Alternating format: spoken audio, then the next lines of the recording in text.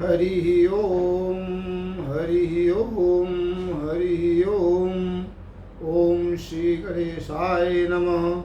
ओम नमो भगवते वासुदेवाय। ओम श्री गुरुभ्यो नमः। ओम श्री राधा कृष्णाभ्यां नमः।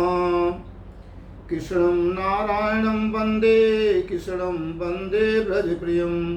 कृष्णं द्वैपायनं वन्दे कृष्णं वन्दे पितासुतं।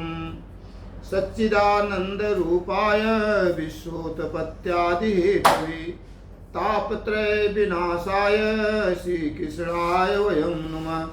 तापत्रय विनाशाय श्रीकृष्णाय वयं नमः। श्रीमद्भागवत महापुराण की जय। श्रीमद्भागवत महात्म की जय। पांडाल में उपस्थित समस्त श्रीमद्भागवत महापुराण के रसिक श्रोतागण, सभी माताओं बहनों एवं सभी महानुभावों का मैं वंदन करता हूँ, अभिनंदन करता हूँ। और आप सब पर भगवान की विशेष कृपा है, क्योंकि श्रीमद्भागवत महापुराण कलयुग में यही एक ऐसा ग्रंथ है जो कि समस्त वेदों का, समस्त उपनिषदों का, 17 महापुराणों का के समस्त शास्त्रों का, जितने भी शास्त्र सम्मत ग्रंथ हैं, सबके सार तत्व का यह पका हुआ फल है। अब श्रीमद्भागवत महापुराण सप्ताह यज्ञ जो विधि है, यह कैसे करना चाहिए, इसके लिए सुखदेव जी कहते, खेराजा परीक्षित, यह जो यज्ञ है ठीक वैसे करना चाहिए जैसे लोग अपनी कन्या की विवाह के शादी की समय तैयारी करते हैं, उसी प्रकार तैयारी करके साप्ताहिक श्रीमद्भागवत महापुराण कराना चाहिए। इसमें धन की कंजूसी नहीं करनी चाहिए। धन का उचित प्रबंध और पर्याप्त मात्रा में कर लेना चाहिए। यदि आवश्यकता पड़े तो और दान देने वालों का इसमें भी सहयोग लेना चाहिए। उसके बाद निमंत्रण भिजवाना चाहिए।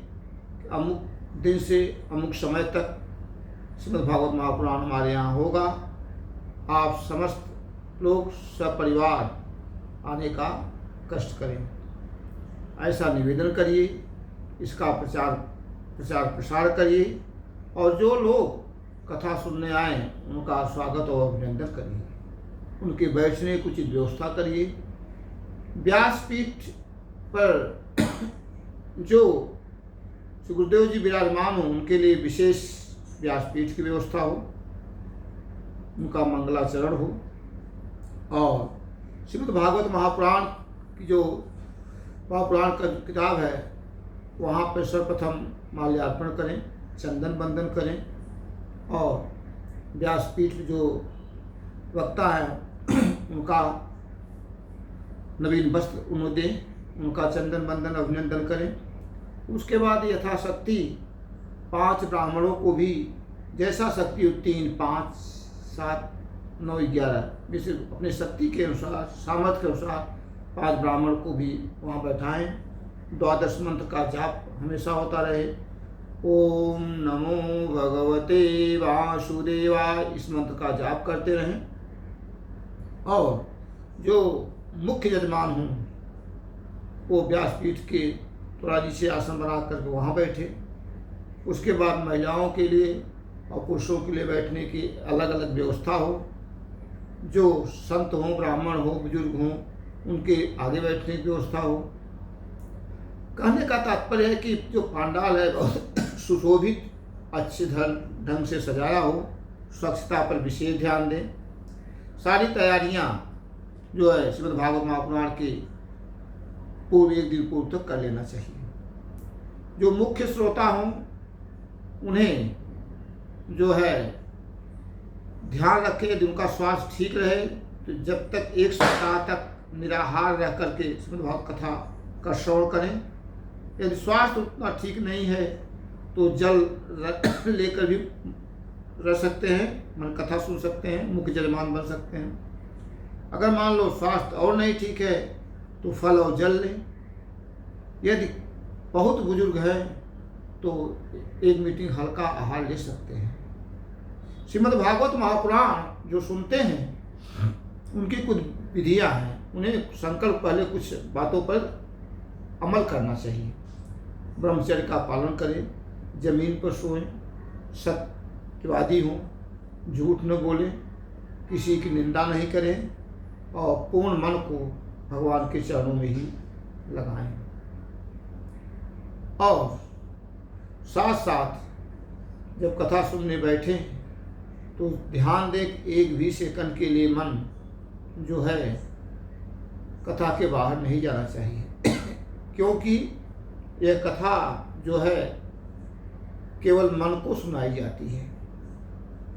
मन बहुत चंचल है, यह स्थिर नहीं रहता। यह 83 लाख योनियों 84 लाख योनियाँ हैं।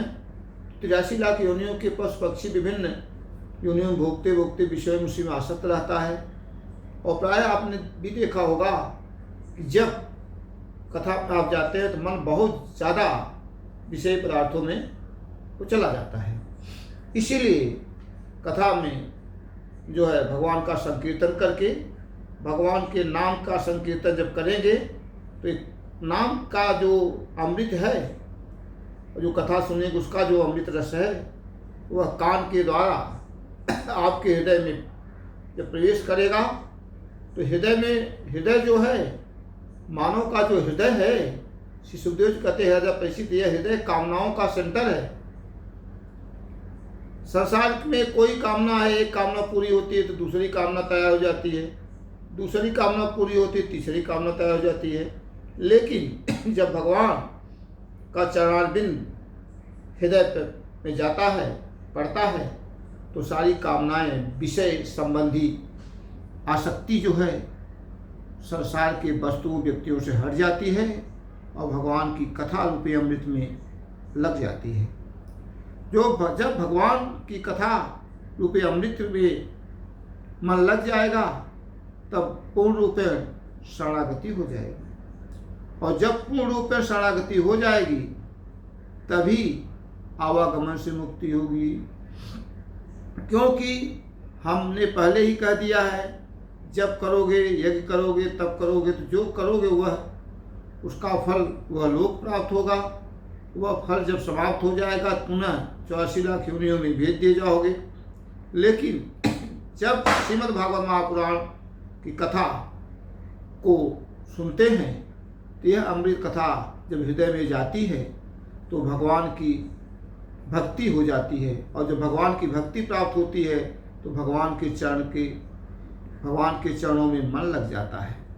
जब भगवान के चरणों में मन लग जाता है तो भगवान उसको अपना सायु धाम दे देते हैं। जब सायु धाम देते हैं तो वहाँ से आवागमन नहीं होता। लेकिन बंधुओं, अगर जन्म हुआ तो मृत्यु निश्चित है। अब मृत्यु न हो इसके लिए आवश्यक क्या है? मृत्यु से बचने के लिए आवश्यक यह है कि भगवान की शरणागति हो जाए, चरणारविंद की। जब यह शरणागति हो जाए तो भगवान का सायु धाम मिलेगा। जब भगवान का सायु धाम वह है जहाँ सूर्य शशांको जाते हैं, जहाँ करोड़ों अरबों सूर्य का प्रकाश नहीं पहुँच सकता, तो वहाँ से आवागमन नहीं होगा, तब आपका जन्म नहीं होगा। जब जीव का जन्म नहीं होगा तब मृत्यु नहीं होगी। लेकिन जब जन्म होगा तो मृत्यु निश्चित होगी। इसलिए अमर कथा है। अमर कथा का अर्थ क्या है? जीते जी यह समझ लेना है ये जो संसार है यह असत्य है, इसमें कोई सार तत्व नहीं है, ये आभासता है। उमा कहूँ मैं अनुभव अपना, सत हरि भजन जगत है सपना। भगवान श्री शंकर जी कहते हैं माँ पार्वती से, मैं अपने कोट कोट जन्मों जन्म जन्मांतर का अनंत काल का अनुभव कहता हूँ, सत हरि भजन जगत है सपना।